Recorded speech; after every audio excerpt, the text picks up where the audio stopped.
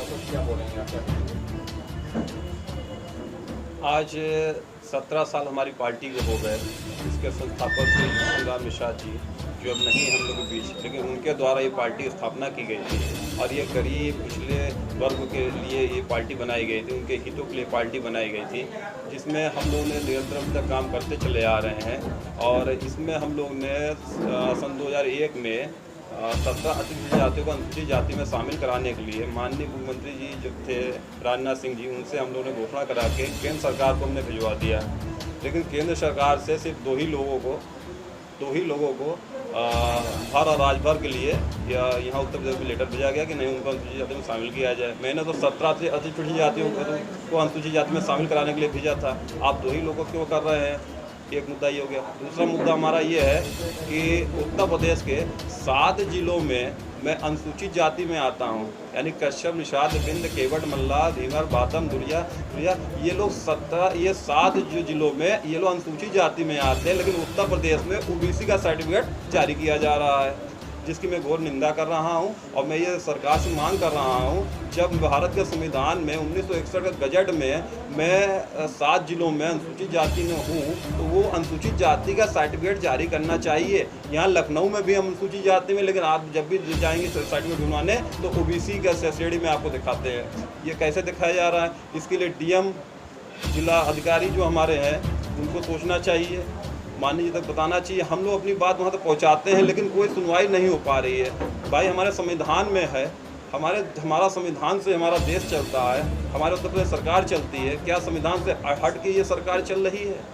ये मैं जानना चाह रहा हूँ। जब लिखित में सब कुछ है तो आपको 7 जिलों में पहले अनुसूचित जाति का सर्टिफिकेट जारी करें निषाद समाज के लोगों को, और फिर हम लोग जो पूरे उत्तर प्रदेश में मांग कर रहे हैं उसके लिए किया जाए। यही हम लोग का है। आप लोग ने मांग किया तो उसके बाद कोई आश्वासन एक बार सरकार की तरफ से आया? हाँ, माननीय योगी जी से मेरी बात हुई थी। माननीय योगी जी ने ये कहा कि मायावती जी ने रोक लगा रखी है अनुसूचित जाति में, मैं करना चाहता हूँ लेकिन मैं कर नहीं पा रहा हूँ चूँकि कोर्ट द्वारा रोक लगाए। मैं एक बात स्पष्ट करना चाह रहा हूँ यहाँ पे, 2008 में मायावती जी ने एक लेटर मेरे पास है उनका, जिसमें उन्होंने कहा था मुझे कोई आपत्ति नहीं है, निषाद समाज अगर अनुसूचित जाति में आता है कोई आपत्ति नहीं, लेकिन ओबीसी से उनका आरक्षण काट के इसमें अनुसूचित जाति में जोड़ दिया जाए। तो भाई क्या गलत कह रहे हैं? भाई आप अगर ओबीसी में, हम लोग ओबीसी हैं, ओबीसी से उधर जाना चाहते हैं, अपना आरक्षण लेके हम जाना चाहते हैं तो भेज दीजिए वहाँ पे। जब कोई आपत्ति नहीं है तो गलत इंफॉर्मेशन देने से क्या फ़ायदा है? अब आपकी सरकार से क्या मांग है?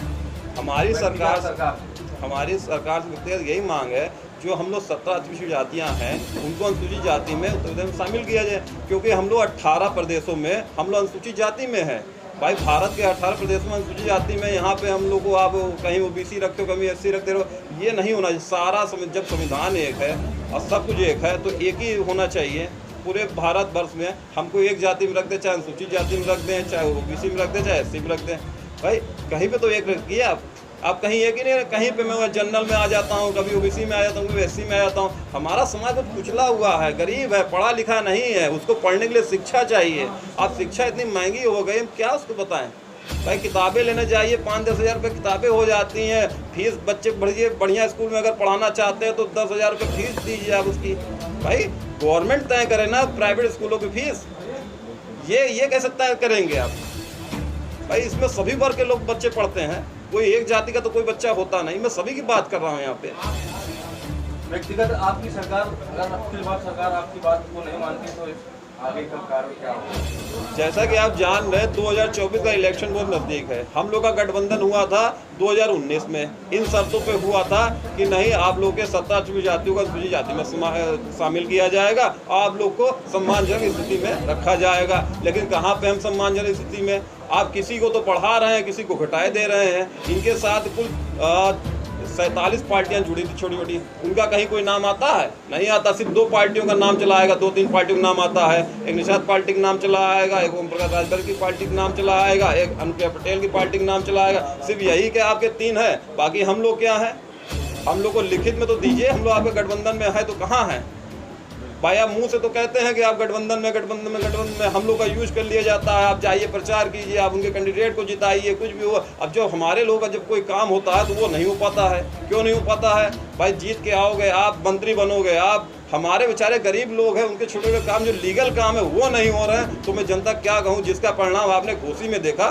घोसी में आइए लोग, बहुत बड़े बड़े लोग गए थे, 2 डिप्टी सीएम गए, तो महाराज जी गए, बाकी आप देख ही रहे हैं, ओम प्रकाश राजभर गए, निषाद पार्टी के वो गए, वो जिता पाया नहीं जिता पाया। बहुत बुरी तरह से ये हार हुई। इससे इनको सीख लेनी चाहिए कि आपको छोटी छोटी पार्टियों को लेके जाना चाहिए। हर एक पार्टी का एक अस्तित्व होता है, 1,500, 2,000, 5,000 वोट होता है उनका। अगर ये सब इकट्ठा किया जाता तो आज परिणाम घोसी का कुछ और होता, ऐसा नहीं होता।